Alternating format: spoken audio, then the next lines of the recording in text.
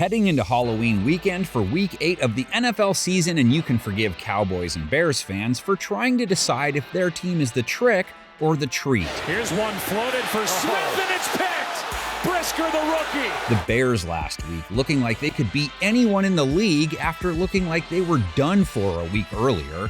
For Dallas, look no further than their game against the Lions. In the first half, nothing but trick.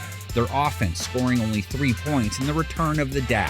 Here's Dak in the pocket. He's slammed down by Hutchinson. In the second half, all treat. 21 unanswered points and 5 turnovers en route to a 24-6 victory. Got another open receiver. It's Brown.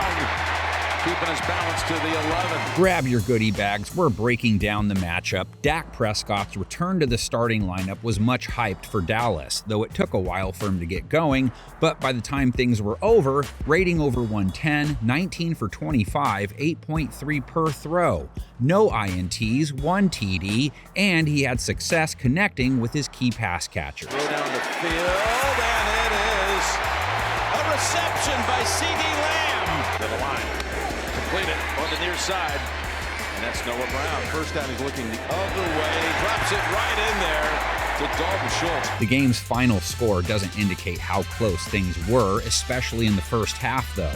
But his return is supposed to ultimately correct a bottom 5 offense that struggled to find rhythm. That may not be as easy as it seems versus Chicago. They have made things tough on QBs, and not just ones named Bailey and Mack, though they took care of Jones and Zappi, picking them off 3 times. Zappi passes in the air and intercepted by Smith. Cornerbacks Kendall Vildor, Kyle Gordon, and safeties Jaquan Brisker and Eddie Jackson, ratings against all under 90. Chicago with the 5th lowest rating allowed, 5 TDs against, 8 INTs. This is going to be intercepted by the rookie Gordon. Kyler Gordon. One thing in Dak's favor, though, Bears with only 1 sack against New England, 12 for the season. They've been struggling with pressure up front. Pass is caught somehow by the rookie Thornton. Dallas's O-line may also have the advantage when it comes to the run game. Bears' rush defense has given up 4.7 yards per carry on the year, their 30th in yards per game allowed. Jones is going to run for it. Get it. First down. Tony Pollard, he did Tony Pollard things against Detroit, 83 yards on only 12 carries, almost 7 yards per. And look at Pollard into the secondary with 1 wiggle, a second. And though Ezekiel Elliott didn't light up the Lions, you saw some burst, 2 touchdowns, and even a Zeke lead. As Zeke breaks one out to the 47. Linebacker Roquan Smith leads the Chicago defense in tackles, so if he can shed defenders and make enough plays near the line of scrimmage, Dallas could end up playing behind the sticks, which is not what they want. Zappi is brought down. Roquan Smith. Dallas on 3rd down, conversion rate of 32.2%, one of the worst in the league. 3rd and 1. Elliott is 6 for 6 this year on 3rd and 1 conversions. That's the first time he's been stopped. Rushing effectiveness, though, ultimately is more important to the Bears. If they can come close to replicating what they did against New England, the rest of the year could be very dangerous for other teams. 3 different guys going for 60-plus, toting the rock. It was an avalanche of rush yards. Able to pick his way through. Takes off. First down.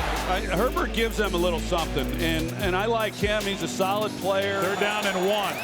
Montgomery picks it up. Still rumbling. Dallas is not as generous to runners as Chicago, but 4.4 yards per carry allowed isn't great. It's Williams. He's going to get one. He's got a whole lot more. Motivation for Chicago to keep things on the ground as much as possible, Dallas's pass rush, and Fields' propensity to smell the grass. No team has given up as many sacks as the Bears. And down he goes. Ball comes out, but out of bounds. Couple that with number 11 on the Cowboys. Micah Parsons is having an all-world season, averaging a sack a game, and tied for 2nd in the league with 7. And it feels like he should have almost double that number. He's just always around. It feels like he's 10. Oh, this guy is just different. It's not just Parsons Fields has to worry about either. The Cowboys lead the league in sacks by a wide margin. They've got 29, the next closest team has 24. And with 7 interceptions by the defense, Trayvon Diggs and company are making life hard on the back end. He knew it was his ball.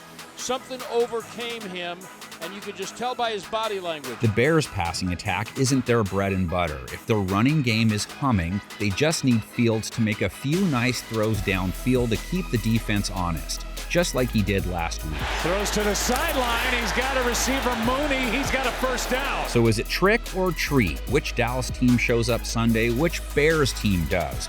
You have all the answers. Drop them in the comment section. We now drop scores on the stream.